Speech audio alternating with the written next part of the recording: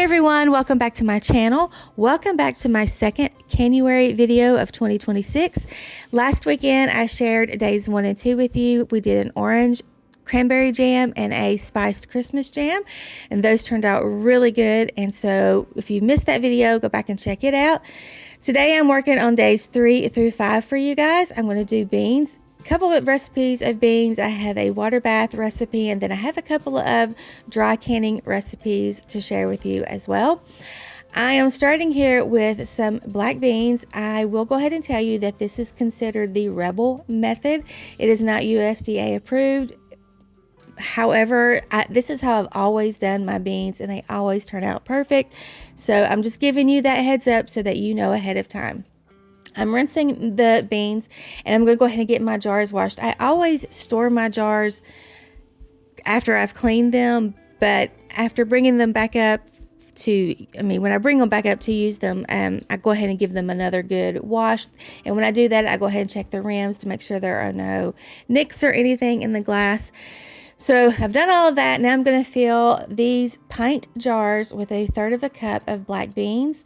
I will add 1/4 teaspoon of salt to each jar. Fill them up with, I use cold filtered water. And when I put these in the canner, I'm pressure canning these. I will start with a cold canner. Anytime you're cold packing anything, you want to start with a cold canner. If you're hot packing, you start with a hot canner. So just letting you know. I'm going to wipe the rims, put the lids and rings on, and then these will process through half pints, so they will process for 75 minutes. We use black beans in soup. We do nachos sometimes, and I'll put black beans on the nachos. You can do burrito bowls. You can mash these up and have a black bean, refried bean, whatever your heart's desire, you can do with these beans.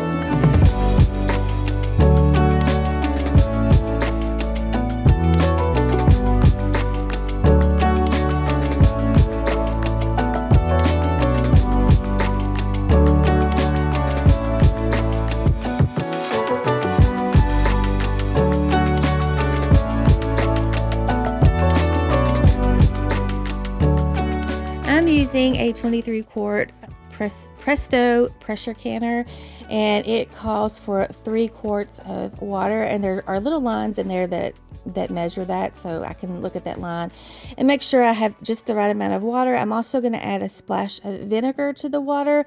If you have hard water, this kind of protects your jars from getting that cloudy look on them. And even if you forget the vinegar and they get that way, a little bit of vinegar will take that right off too. So hot soapy water also. So I'm going to get my jars in here. I am double stacking these. I ended up with 15 jars of black beans. And like I said before, these will process for 75 minutes. Once I get the lid on, I'm going to turn it on high. The little steam vent, you want once it starts steaming, you want to let that steam for about 10 minutes, and then you'll put your jiggler on. And then once it starts jiggling, in my area, I have to bring mine up to 11 pounds of pressure. You need to check your altitude to see how much pressure you need to use in your kitchen.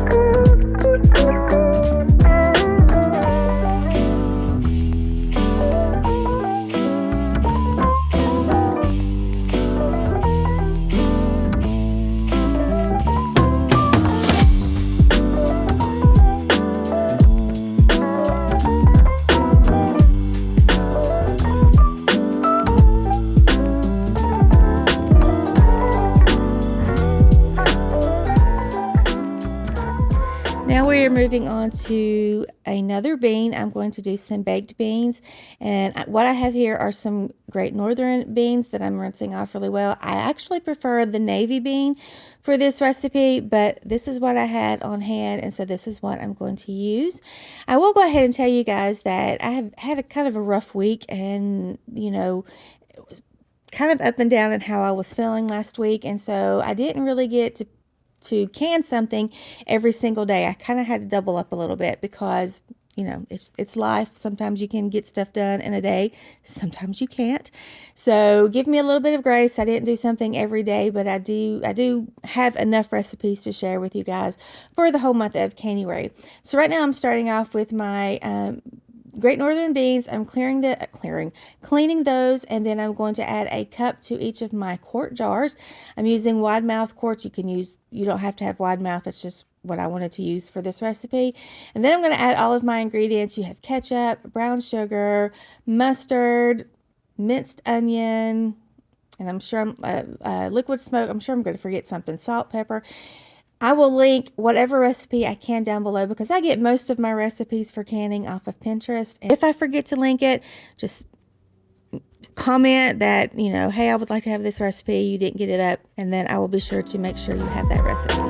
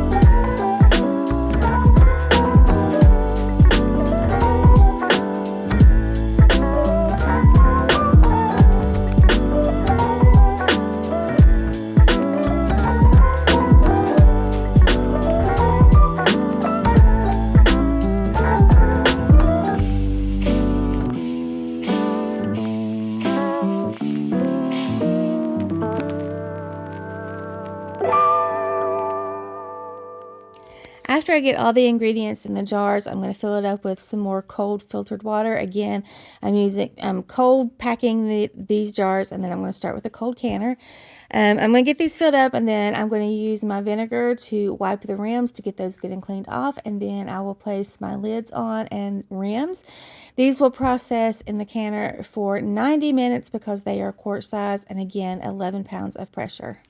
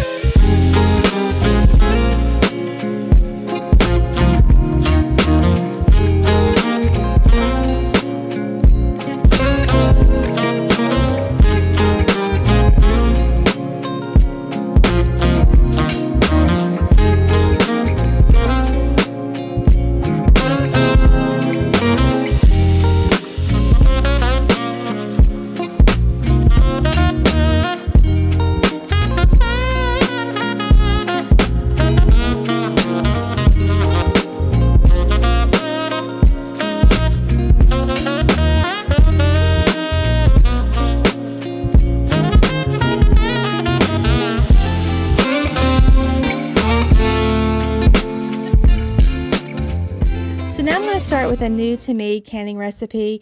It's not really a recipe because it's really just putting oranges in a jar, but I'm going to peel these cuties, and I'm not going to segment them all the way. I'm just going to kind of have them and then put them in the jar that way. And then I'll make a simple syrup to put over them. It's considered a light syrup. They do say, a lot of the recipes that I checked out said to be careful with the pith because it can make them taste bitter after canning them.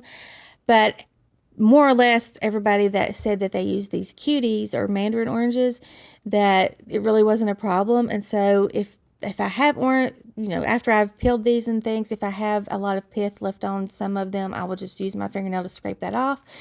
So I'm getting these rinsed up really good. I'm going to let them soak in water for a little bit, and that actually did help remove some of the extra pith on the oranges. So these are going to soak while I'm making my simple syrup. I'll leave the recipe that I use down below so that it gives you the right water to sugar ratio. I used a 3-pound bag. I used 2 3-pound bags of cuties, and we actually ate a few out of one of the bags, so I don't know, maybe a bag and a half, and I ended up with 10 jars, and they look so cute. If anything, they're going to look pretty on my shelf. So I'm going to get these going, and I'm going to cross my fingers that these turn out really good. I cannot wait. I'm going to give them a couple of days, and then I'm going to come back and try them, and I'll give you guys an update in my next Canuary video.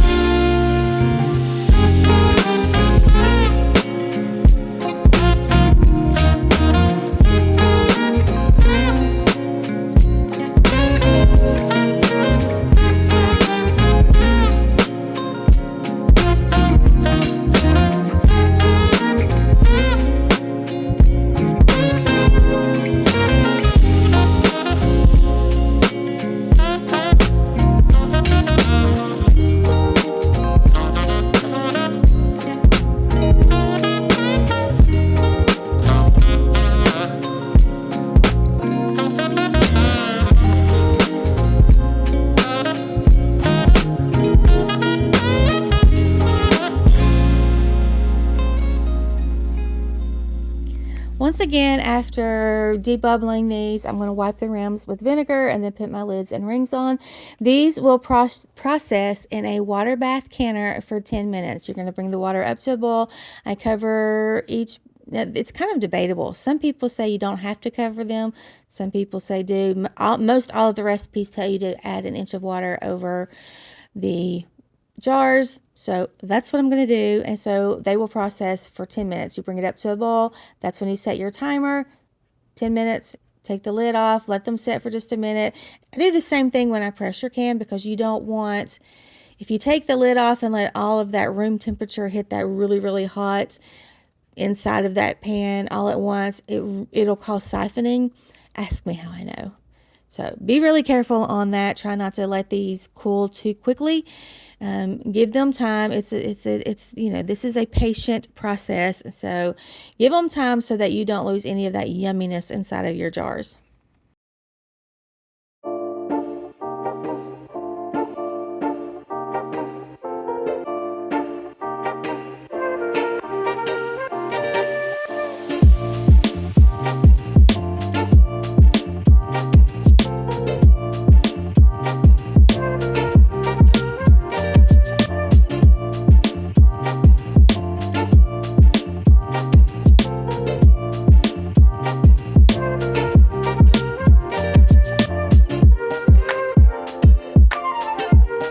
Okay, now I'm moving on to my last two recipes, I guess, that I'm going to share with you guys today. And both of these are dry canning. Like I said, was not feeling well, and so I had to pick some easy things to do and to share with you guys. And these two are two of my favorite things to have on the shelf. If you are like me, you cook a lot. I use a lot of cream of chicken soup and things that I use cream of chicken. I never use cream of mushroom or cream of celery because, number one, I don't like mushrooms, and number two, I don't like cooked celery. I love celery, just not cooked. So I always use cream of chicken in those recipes. However, I do not care for the chicken pieces that are in it. And so I'm always trying to dig those out. So when I found this recipe, it was game changer. I'm going to share this in the description below. Basically, you just follow the recipe, put all of the ingredients in a jar, shake it up, and I think you use 1/3 cup of mix to a cup of water, I think. Like I said, I'll link it below. And voila, you have cream of chicken to use in your recipes, all those casseroles and things like that. You just want to mix it up, and it's done. I usually make both of these in bulk batches, but for today's video, I went ahead and just made one batch so you guys can see what it looks like. So this batch right here of cream of chicken soup mix, I'll probably get, I don't know, 4 or 5, what am I trying to say, recipes out of it, maybe more. And so now I'm moving on to the last one, and this one is hamburger helper base. I love having this, and a quart-sized jar will get you 4 meals. And again, I usually make these in bulk, and I'll use my what are those called, 64-ounce, what are they called, canning jars. And so you get more out of it when you do that. But this is so super easy. I like this recipe better than any that I've tried. All you got to do is mix all your ingredients together, and again, it looks really pretty in the jar. I like the specks of spices and stuff in it. Anyway, when you go to cook your hamburger helper, you fry up your ground beef, and if you're like me, you've got ground beef already fried up on the shelf, so you just pop that jar open and heat it through. I'm going to share that recipe with you guys too later on in the month, but you just fry up your beef. You add a cup of your hamburger helper mix, 4 cups, it says 4 cups of water, but I do 2 cups water, 2 cups milk, and then your cheese. You add 2 cups of pasta. You put the lid on it, just like you do hamburger helper, till the pasta cooks, and then it's done. You add more cheese if you'd like. This is just so quick and so easy, especially for those weeknights when you just don't feel like doing anything. Grab a jar of beef off the shelf and get you some of this, and then just throw this together. In less than 30 minutes, you have a really yummy dinner.